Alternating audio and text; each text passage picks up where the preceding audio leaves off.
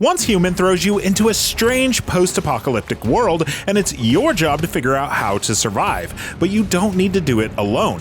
Whether it's building a base or fighting grotesque monstrosities, some things are just more fun to do with a buddy.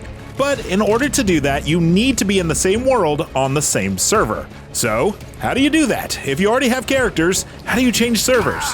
Let's take a look. The first time you're confronted with the server question will be when you boot up Once Human for the first time. It's the first option on the menu, and if you click it, you can see a list of available servers. Select any one from the list and confirm. If the server has a particularly high population, you might get a pop-up recommending other servers, which can save you from long wait times, but you can still choose whichever server you prefer. Once you've chosen a server, select Enter Game on the main page to get started. You should make note of which server you're in and make sure any friends you intend to play with choose the same server. Servers are divided into smaller subsections called worlds.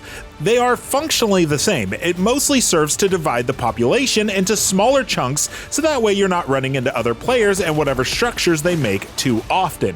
Just note that you will need to be in the same world on the same server as your friends to play together. You can easily switch worlds if you need to. Just visit any teleportation tower and select the Switch to Another World option.